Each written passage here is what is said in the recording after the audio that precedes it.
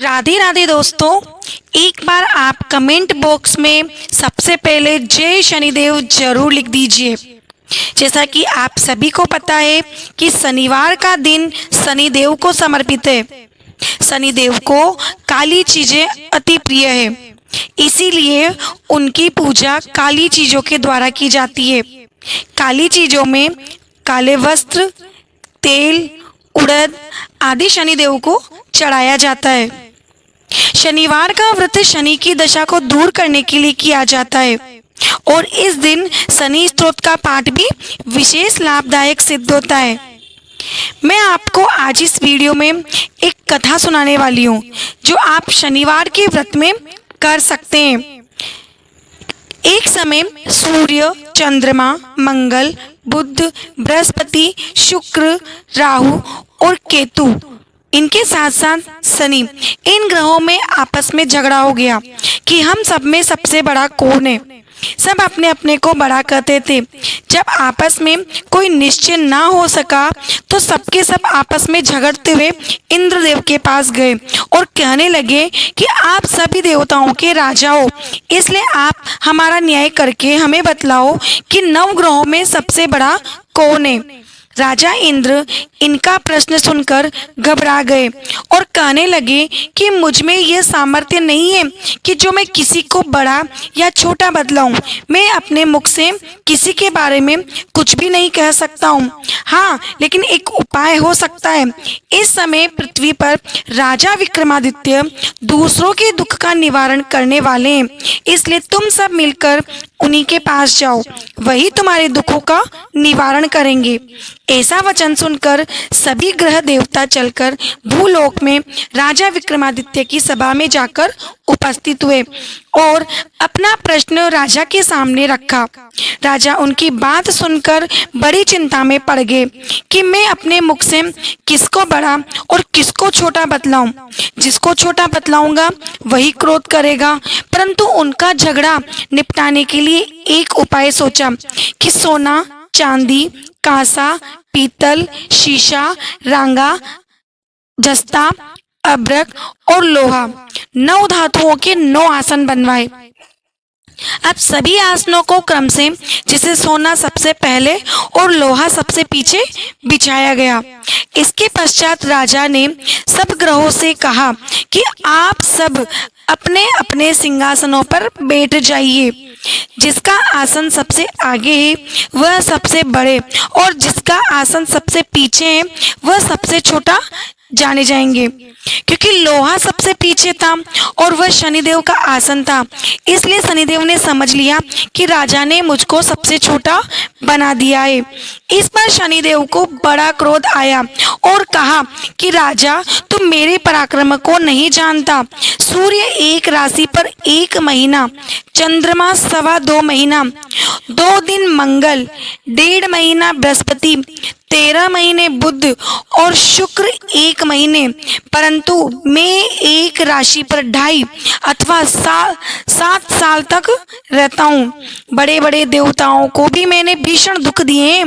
राजन सुनो, राम जी को 7.5 आई तो वनवास हो गया।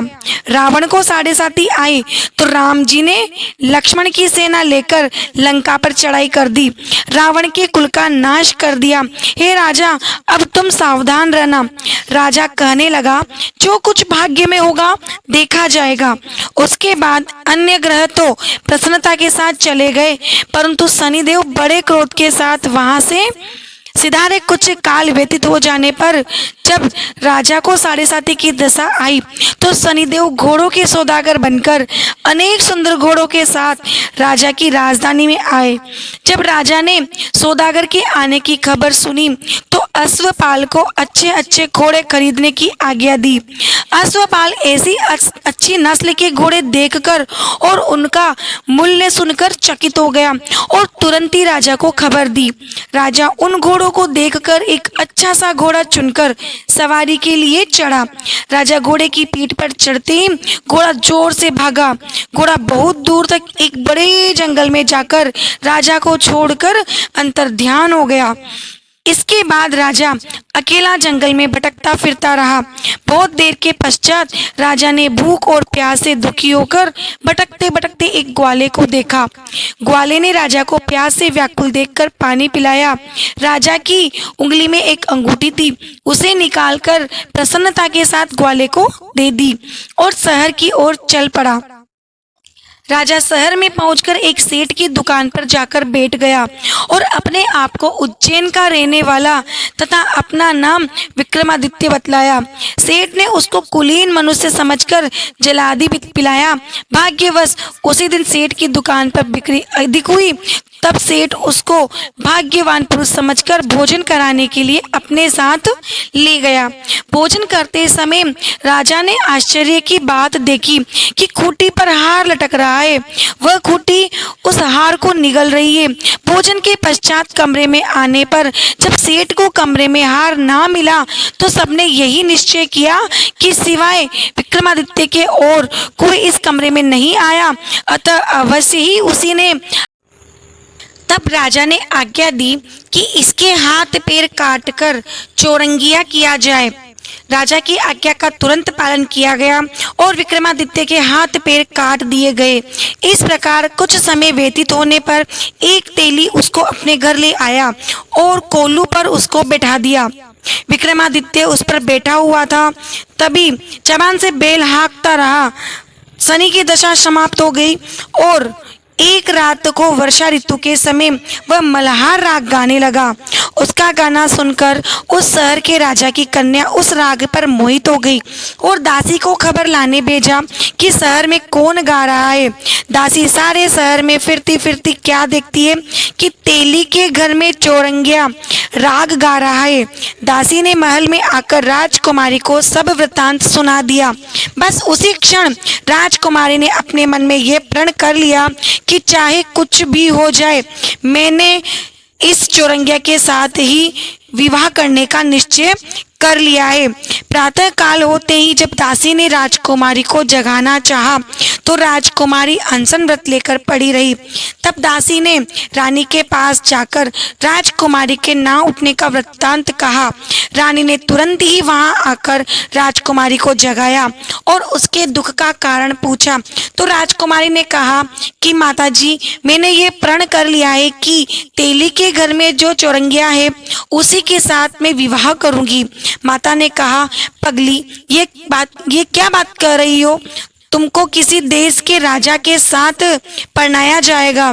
कन्या कहने लगी कि माताजी, मैं अपना प्रण कभी नहीं तोड़ूंगी। माता ने चिंतित होकर ये बात राजा को बताई। तब महाराजा ने भी आकर समझाया कि मैं अभी देश देशांतर से अपने दूत भेजकर सुयोग्य रूपवान एवं बड़े से बड़े कुड़ी राजकुमार के साथ तुम्हारा विवाह करूंगा। ऐसी बात तुमको कभी नहीं विचारनी चाहिए। कन्या ने कहा, पिताजी, मैं अपने प्राण त्याग दूंगी परंतु दूसरे से विवाह नहीं करूंगी। इतना सुनकर राजा ने क्रोध से कहा, यदि तेरे भाग्य में ऐसा ही लिखा है तो जैसी तेरी इच्छा हो वैसा ही कर। राजा ने तेली को बुलाकर कहा कि तेरे घर में चौरंगिया है, उसके साथ मैं अपनी कन्या का विवाह करना चाहता हूँ। तेली ने कहा कि ये कैसे हो सकता है? कहाँ आप हमारे राजा और कहाँ मैं एक नीच। परंतु राजा ने कहा कि भाग्य के लिखे को कोई नहीं टाल सकता, अपने घर जाकर विवाह की तैयारी करो। राजा ने उसी समय तोरण और वंदनवार लगवाकर अपनी राजकुमारी का विवाह चौरंगिया विक्रमादित्य के साथ कर दिया। रात्रि को जब विक्रमादित्य और राजकुमारी महल में सोए तो आधी रात में शनिदेव ने विक्रमादित्य को स्वप्न में कहा कि राजा, कहो मुझको छोटा बतलाकर तुमने कितना दुख उठाया। राजा ने क्षमा मांगी। शनिदेव ने प्रसन्न होकर विक्रमादित्य को हाथ पैर दे दिए। तब राजा ने कहा, महाराज, मेरी प्रार्थना स्वीकार करें कि जैसा दुख आपने मुझे दिया ऐसा किसी और को ना दे। शनिदेव ने कहा कि तुम्हारी प्रार्थना स्वीकार है। जो मनुष्य मेरी कथा सुनेगा या कहेगा उसको मेरी दशा में कभी भी किसी भी प्रकार का दुख नहीं होगा और जो नित्य ही मेरा ध्यान करेगा या चींटियों को हटा डालेगा उसके सब सब मनोरथ पूर्ण होंगे।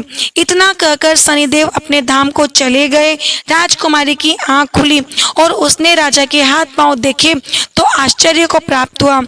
उसको देखकर राजा ने अपना समस्त हाल कहा कि मैं उज्जैन का राजा विक्रमादित्य हूँ। यह सुनकर राजकुमारी अत्यंत प्रसन्न हुई।